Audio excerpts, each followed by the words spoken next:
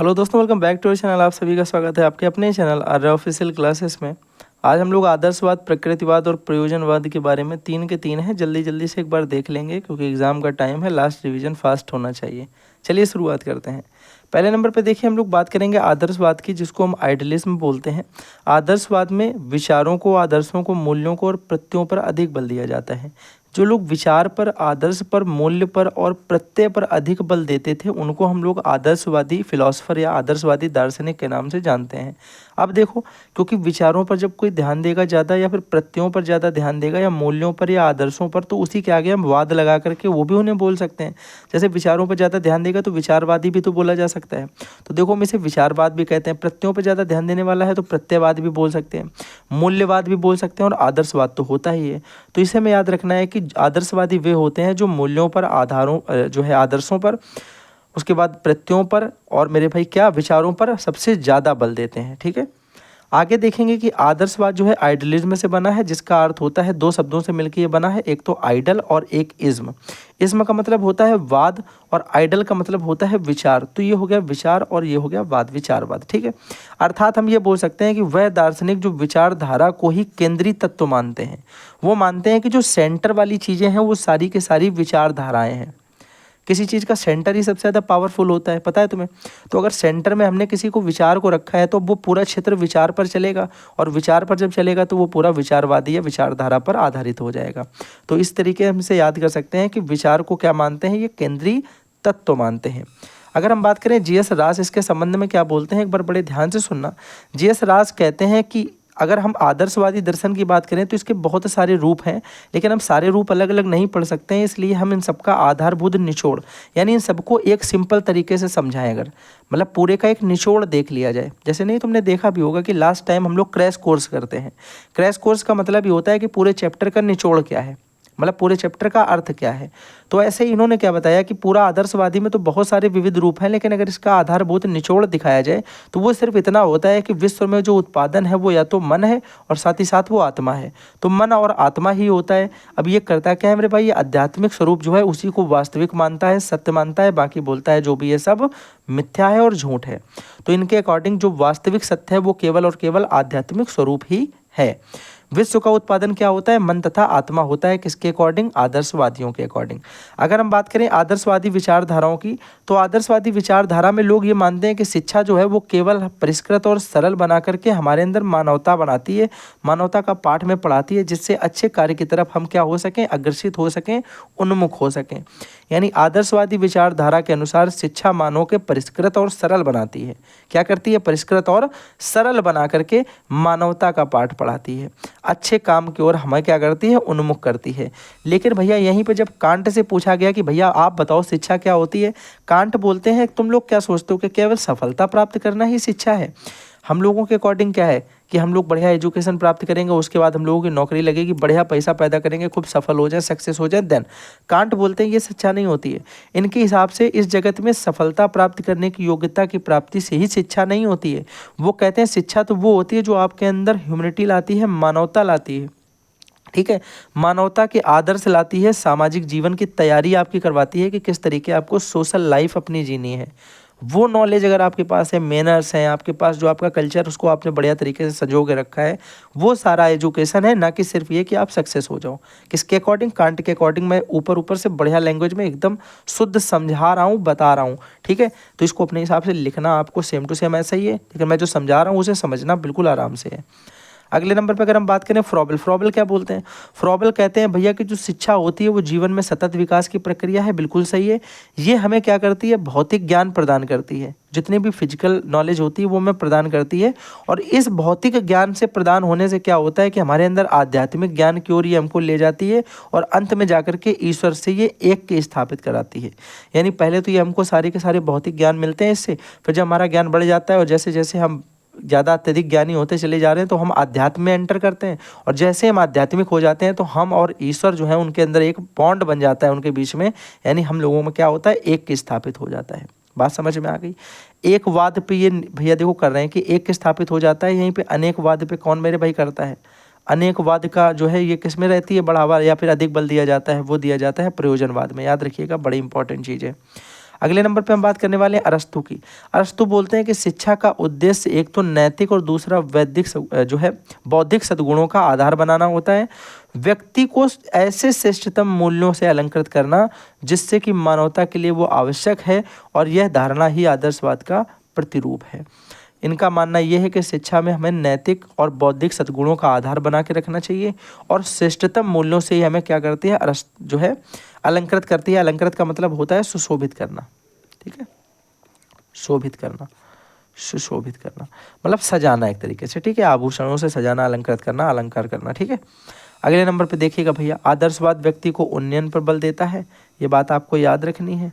दूसरे नंबर पे भैया आदर्शवाद अनेकत्व में एकत्व के सिद्धांत का समर्थन करता है। अब यहाँ पे देखना, अनेकत्व में एकत्व के सिद्धांत का समर्थन करता है, लेकिन यही पूछा जाएगा अनेकत्व के सिद्धांत का कौन करता है, तो बोलना भैया कि ये करता है प्रयोजनवाद। कौन करता है, प्रयोजनवाद करता है। अभी अगर होगा तो मैं आपको आगे दिखाऊंगा, ठीक है। अगले नंबर पे हम लोग आ गए हैं भैया आपके इस पे प्रकृतिवाद पे। प्रकृतिवाद में लोग क्या करते हैं, बड़े ध्यान से सुनना। प्रकृतिवाद में बोलते हैं कि जितनी भी प्राकृतिक चीज़ें हैं उन पर फोकस करो, जो अपरिवर्तनशील चीज़ें हैं, अपरिवर्तनशील, उन पर हमें क्या करना है, बिलीव करना है, उन पर ही हमें पूरा का पूरा अपना जोड़ देना है, ठीक है। देखेंगे एक बार ध्यान से, प्रकृतिवाद शब्द जो है वो नेचुरलिज्म से बना है मेरे भाई। साथ ही साथ देखिएगा दो शब्दों के जो बनेगा, एक तो नेचुरल हो जाएगा, एक इज्म हो जाएगा। नेचुरल का मतलब हो गया प्रकृति, और मेरे भाई हो जाएगा, नेचुरल का मतलब प्राकृतिक होता है, ठीक है, और हमारा इज्म का मतलब हो जाएगा वाद, तो ये हो जाएगा प्रकृतिवाद या फिर प्राकृतिकवाद, ठीक है।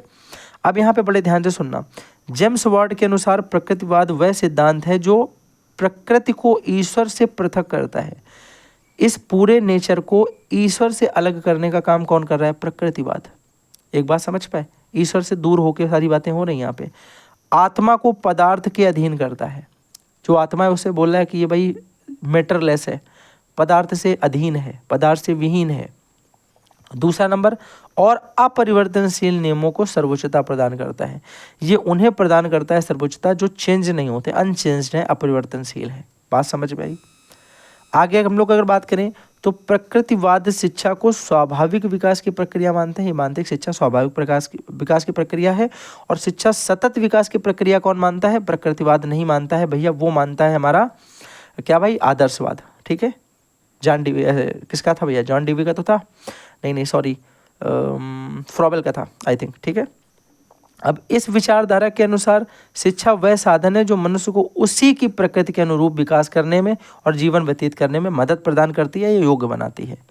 इनका मानना है कि जिस हालत में मनुष्य है उसे एजुकेशन मिलेगी तो वही अपने प्रकृति के हिसाब से ही, उसी के हिसाब से वो विकास करता है, उसी के हिसाब से वो जीवन व्यतीत करता है, जैसा उसका नेचर है, जैसा भैया उसके अगल बगल की प्रकृति है।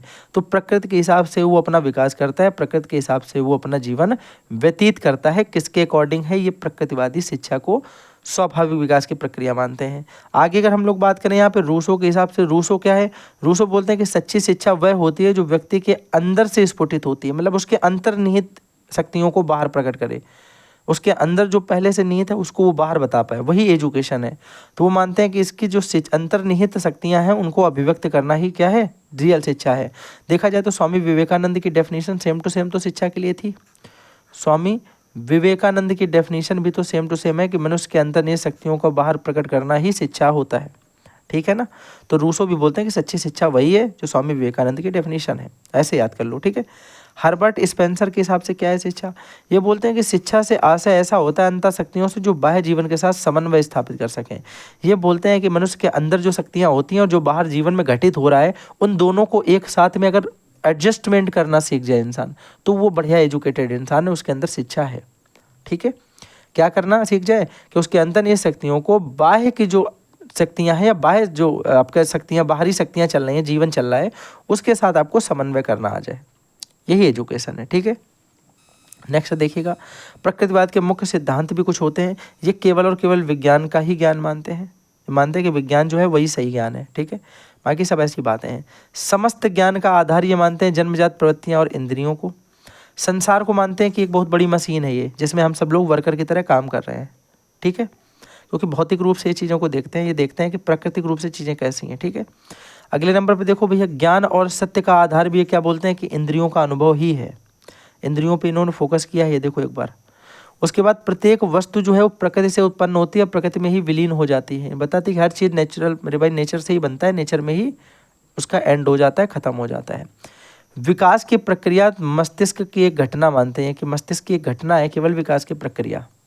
ठीक है, आगे नंबर पे बोल रहा है कि अपवर्तनीय जो मेरे भाई प्राकृतिक है नियम है वो सभी घटनाओं से भली भांति स्पष्ट है। बिल्कुल सही है, सभी जितनी भी घटनाएं हैं उनको स्पष्ट कौन करते हैं? अपवर्तनीय प्राकृतिक नियम, जो ऐसे नियम है जो चेंज नहीं होते हैं, फिक्स्ड नियम है, वो जितने भी हमारे अगल बगल घटनाएं होंगी सारी घटनाएं सभी घटनाओं को भली भांति स्पष्ट करेंगे, एकदम क्लियरिफिकेशन देंगे। जैसे हम बोलेंगे कि भगवान ने ये कर दिया, पर हम क्लियरिफिकेशन अपने आदर्शवाद के अनुसार अगर देना चाहें कि भगवान ने ये कर दिया और हम उसको दिखाना भी चाहें कि देखो अभी शंकर जी आए तो शंकर जी ये करके चले गए, तो वहाँ पे हम चीज़ों को स्पष्ट नहीं कर पा रहे होते हैं। ठीक है, तो एक तरीके से कहीं ना कहीं वो लोगों को लगेगा कि मैथोलॉजी हो सकती है, लेकिन है रियलिटी, गॉड है, गॉड इज़ एवरीवेयर, मानते हैं हम भी। तो हम लोग भैया आस्तिक हैं तो मानते हैं। ठीक है, अब कुछ लोग नास्तिक होते हैं तो उनका हिसाब होता है कि भैया क्लियरिफिकेशन दो, मतलब स्पष्ट करो कि जो चीज़ तुमने बोली वो रियलिटी में एग्जिस्ट करती है। जैसे गॉड है तो दिखाओ, ठीक है ना। तो इस तरीके की चीज़ें जो होती हैं तो हम लोग बोलते हैं कि जो प्राकृतिकवाद है, प्राकृतिकवाद में वो इस पे मानते हैं जो चीज़ें स्पष्ट हो जाती हैं, जो चीज़ें मैथोलॉजी में रहती हैं। जैसे अभी वो आपका चल रहा है एक लेवाइथन वाला चल रहा है कि वो एंगुलर फिश ऊपर आ गई है तो लेवाइथन आपने देखा मैप पे वो छपा हुआ बड़ा सांप का, पूरी धरती खा जाएगा, सब हो जाएगा। तो हम लोगों को क्या लगेगा, दिस इज़ अ मैथोलॉजी। हो गया, रियलिटी तो अलग बात है, फिर तो हम लोग देखने के बाद भी किसी को नहीं बता पाएंगे कि ऐसा कुछ हो पाया। लेकिन ये है कि फिर हाँ ठीक है, हो सकता है भाई, ठीक है ना। तो मैथोलॉजी पे ये बिलीव नहीं करते, इनका होता है जो भी है स्पष्ट हो जाए। अगले नंबर पे देखिएगा, कोई वस्तु पूर्ण रूप से अच्छी या बुरी नहीं होती। ये मानते हैं कि प्राकृतिक जितनी भी चीज़ें होती हैं वह तो कुछ अच्छी होंगी और कुछ बुरी जरूर होंगी। मतलब किसी में ऐसा नहीं कि 100% कोई आदमी बोल दे कि मैं 100% सही ही हूँ, कोई ना कोई गलतियाँ, कुछ ना कुछ बुराई उसके अंदर होती है। 100% बुरे इंसान के अंदर भी हो सकता है कि वो जानवरों को रोज़ रोटी खिलाता हो, तो उसके अंदर एक ये काइंडनेस हो सकती है कि दयालुता है, ठीक है ना। उसके बाद प्रकृतिवाद में शिक्षा के उद्देश्य से देखा जाए तो मूल प्रत्ययों को शोधन करना, मार्गांतरीकरण का उद्देश्य होना। दूसरे नंबर पर व्यक्तिगता को स्वतंत्र विकास का उद्देश्य होना। तीसरा नंबर जीवन को संघर्ष के योग्य बनाने का उद्देश्य होना कि जीवन संघर्ष के योग्य कैसे बने। चौथा नंबर है वातावरण के अनुकूलन की क्षमता का उद्देश्य, वातावरण के हिसाब से खुद को कैसे ढाला जाए। उसके बाद सुख की सुरक्षा का उद्देश्य, हैप्पीनेस को सेव कैसे करके रखा जाए। ये सारी चीज़ें आपके किसके अंतर्गत आ जाती हैं? आप बोलोगे ये सारी चीज़ें हमारी अंतर्गत आ जाएंगी प्रकृतिवाद के उद्देश्य के अंदर। आप देखो प्रकृतिवादी में और क्या देखना, कुछ प्रकृतिवादी शिक्षा शास्त्रियों के नाम भी आपको पता होने चाहिए, जैसे रूसो हो गए, कांट हो गए, हॉब्स हो गए, बेकन हो गए, हक्सले हो गए मेरे भाई, और साथ ही साथ स्पेंसर हो गए। इनको हमें इनका नाम हल्का हल्का सा भी याद है तो बढ़िया बात है, याद रखो, ठीक है। 2 4 5 का आपसे डायरेक्ट पूछ दिया जाता है, बताओ कांट जो है वो किसके हैं, बताओ जो हक्सले हैं वो किसके हैं, बताओ जो ये हैं वो मतलब इस तरीके से पूछ दिया जाता है, देन आपको पता होना चाहिए वहाँ पर, ठीक है। प्रयोजनवाद को बोलते हैं प्रैग्मेटिज्म, ठीक है, प्रैग्मेटिज्म बोलते हैं। अब ये प्रैग्मेटिज्म किससे बनता है तो यहाँ पे देखिएगा लिखा होगा, यहाँ पे लिखा है दर्शन के आधुनिक विचारधारा प्रयोजनवाद कहलाती है। प्रयोजनवाद का देखा जाए तो कुल मिलाकर के ये क्रिया पर बहुत ज़्यादा फोकस करते हैं, ये उनका मतलब है कि काम करो, और भौतिकता पर ये फोकस करते हैं, ठीक है। इनका मानना ये होता है कि जैसे हम लोगों ने आदर्शवाद पढ़ा था, बड़े ध्यान से सुनना, अभी आपको मैं समझाता हूँ। आदर्शवाद हमने पढ़ा, ये बोलते हैं कि आदर्शवाद के अंदर जो हम लोगों ने सामाजिक विकास पढ़ा, ठीक है, जो हम लोगों ने आदर्शों का विकास पढ़ा, उन आदर्शों के विकास को अगर व्यवहारिकता के साथ जोड़ के देखा जाए, किसके साथ? व्यवहारिकता के साथ, तो ये बोलते हैं कि फिर ये प्रयोजनवाद हो गया। मतलब जो हमारा पहले आदर्शवाद था उसका नवीन अध्ययन अगर हम करें तो प्रयोजनवाद के अंतर्गत पढ़ेंगे, ठीक है। तो ये बातें आपको समझनी है कि ये क्रिया पर बल देते हैं, भौतिकता पर बल देते हैं, और आदर्शवाद को ही भैया जब नवीन रूप से हम देखते हैं व्यवहारिकता के साथ जोड़ करके तो हम उसे प्रयोजनवाद कहते हैं, ठीक है। सॉरी, देखो जरा, दर्शन लिखा है, दर्शन की आधुनिक विचारधारा को प्रयोजनवाद कहा जाता है। जो दर्शन है उसकी आधुनिक विचारधारा है ये। जन्मदाता प्रयोजनवाद के अगर पूछे जाते हैं तो विलियम जेम्स है, नाम इनका मैंने ब्रैकेट में कर दिया, याद रखना। जॉन डीवी, जॉन लॉक और सिलर भी इसी श्रेणी में आते हैं, ये भी हमारे प्रयोजनवादी दार्शनिक ही हैं, ठीक है। अंग्रेजी भाषा के प्रैग्मेटिज्म से बनता है। साथ ही साथ याद रखिएगा शब्द की उत्पत्ति जो है वो ग्रीक भाषा के प्रैग्मा शब्द से होती है, जिसका अर्थ होता है क्रिया। किससे होती है? बोलोगे भैया इसके पहले तो इसका अंग्रेजी रूपांतरण प्रैग्मेटिज्म होता है। प्रैग्मेटिज्म शब्द का ग्रीक भाषा के प्रैग्मा शब्द से लिया गया, और प्रैग्मा शब्द का शाब्दिक अर्थ होता है क्रिया, जो व्यवहारिक और जीवनोपयोगी है। व्यवहारिकता पे बल देते हैं और जीवनोपयोगी चीज़ों पे बल देते हैं, मतलब कुल मिला के क्रिया पे बल देते हैं, क्योंकि क्रिया जो होती है वही सत्य है। इनका मानना है कि हाथ चलाओगे तभी काम होगा, ठीक है। ऐसा नहीं कि बैठ के तुमने कहा कि भगवान मेरा ये करवा दो, नहीं होगा इनके अकॉर्डिंग, ठीक है। प्रयोजनवाद में ये बातें होती हैं। और मैं प्रयोजनवाद का सपोर्ट करता हूँ, बिकॉज मुझे पता है कि अगर आप कुछ करेंगे तभी वो होगा, अगर आप सिर्फ सोचोगे तो वो चीज़ें नहीं हो पाएंगी। ठीक है, अकॉर्डिंग टू रस्क अगर हम देखते हैं तो प्रयोजनवाद उस नए आदर्शवाद का विकास का एक चरण है जो आध्यात्मिक के साथ में व्यवहारिक मान्यताओं को सामंजस्य उत्पन्न कर रखेगा। अब हमने अगर यहाँ पे ध्यान से देखें तो मैंने आपको ये बात पहले ही बता दी कि आदर्शवाद में हम लोग किसको किसको पढ़ते थे, सामाजिक विकास को पढ़ते थे, आध्यात्मिक विकास को पढ़ते थे। उसी के साथ में जब हम व्यवहारिकता को ले लेंगे तो इसी को हम बोलेंगे क्या, प्रयोजनवाद। बात कंप्लीट है एकदम। देखो, प्रयोजनवाद जो है वो नए आदर्शवाद का विकास का एक चरण है। नया आदर्शवाद जो है उसी को हम बोल रहे हैं प्रयोजनवाद। इसमें है क्या, इसमें आध्यात्मिक तो पहले से है, साथ ही साथ इसमें व्यवहारिक मान्यताओं को हमने क्या किया, ऐड किया, सामंजस्य स्थापित किया। ठीक है, अगले नंबर पे आ जाओ। अगले नंबर पे बात करो तो प्रयोजनवाद या व्यवहारिकतावाद एक भौतिकवादी दर्शन है। तो देखो, मैंने पहले बताया भौतिकता पर ये भी जोर देते हैं। जो है प्रयोजनवाद या व्यवहारिकतावाद, दोनों बातें सेम ही हैं। इनको भौतिकवादी दर्शन में अंतर्गत पढ़ा जाता है।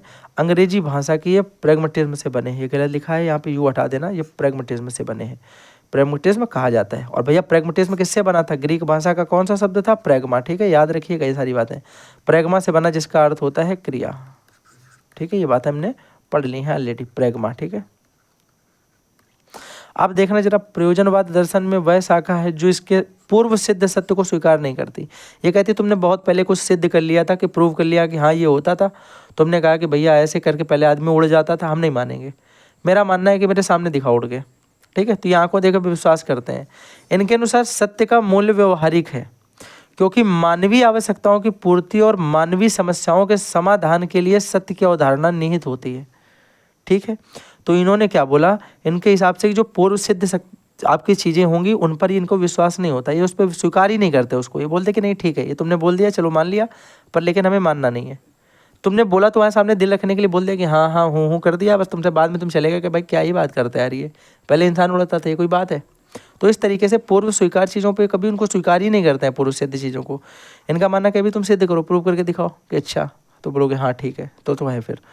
तो इसके अनुसार सत्य और मूल्य व्यवहारिक होता है, क्योंकि मानवीय आवश्यकताओं की पूर्ति या मानवीय समस्याओं का समाधान अगर देखा जाए तो उन दोनों में ही सत्य की अवधारणा निहित होती है, मतलब उसमें सत्य की अवधारणा होती है।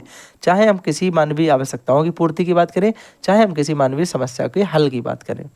अगर जॉन डीवी की बात करें, जॉन डीवी बोलते हैं ज्ञान और मस्तिष्क स्वयं साक्ष्य नहीं है।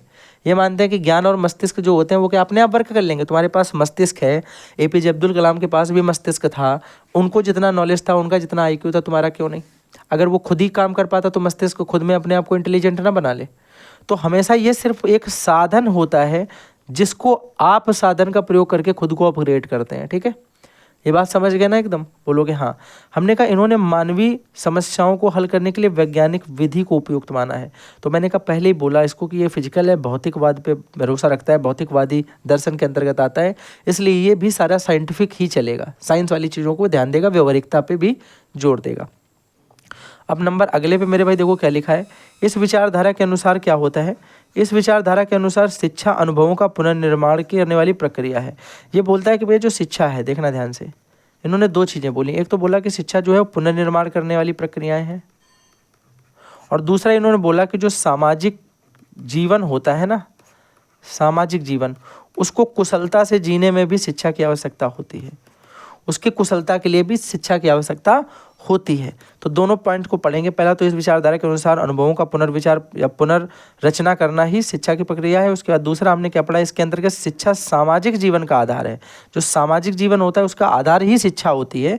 ये सामाजिक कुशलता प्राप्त करने की प्रक्रिया होती है। सामाजिक जीवन में कुशलता प्राप्त करने की प्रक्रिया क्या है, शिक्षा है।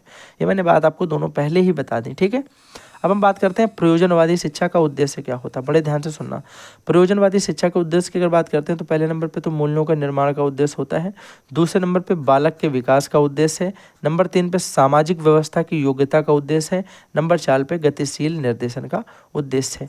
तो ये आपके उद्देश्य हैं जो आप नॉर्मली लिख सकते हो, सिंपल मेरे भाई सरल से दिए गए हैं। प्रयोजनवाद के आधारभूत सिद्धांतों की थोड़ी सी बात करते हैं। पहला तो ये बोलते हैं कि सत्य मानव निर्मित होता है, इससे मानव कैसा निर्मित होता है, सत्य मानव। दूसरा इन्होंने बोला कि मानवीय शक्ति पर यह बल दिया जाता है। तीसरा इन्होंने बोला कि सत्य की परिवर्तनशीलता होती है, इसमें सत्य इसमें चेंज नहीं होता, परिवर्तनशीलता, ये परिवर्तनशील होता रहता है सत्य, लेकिन इसमें याद रखिएगा कि अपरिवर्तनीय होता है। कैसा होता है, अपरिवर्तनीय होता है। ये अपरिवर्तनीयता पर जोर देता है। चौथे नंबर बात करें तो उपयोगिता का सिद्धांत होता है इसमें। नंबर 5वें की बात करें तो आध्यात्मिक मूल्यों की उपेक्षा होती है इसमें। नंबर 6 की अगर हम बात करते हैं तो सामाजिक तथा प्रजातांत्रिक दृष्टिकोण पर बल दिया जाता है। इसके बाद भैया इसमें अनेकवाद भी होता है, अनेकवाद भी होता है, अनेकत्ववाद भी होता है। जैसे एकत्ववाद उसमें हमने पढ़ा था, ये देखो यहाँ पे लिखा है बहुतत्ववाद भी होता है। बहुतत्ववाद का ये समर्थन करता है, अन्य तत्वों का समर्थन करता है, बहुतत्ववाद। और अगर भैया आपसे पूछा जाए कि बताओ जरा आदर्शवाद जो था उसमें क्या था, आदर्शवाद में भैया एकत्ववाद था। कौन सा वाला था? एकत्ववाद था। तो इसी के साथ में थैंक्स फॉर वॉचिंग भैया, हम लोगों ने तीनों के तीनों पढ़ लिए हैं। पहले नंबर पर हमने आदर्शवाद पढ़ा, दूसरे नंबर पर हमने जो है मेरे भाई प्रकृतिवाद पढ़ा, तीसरे नंबर पे हमने जो है प्रयोजनवाद पढ़ा।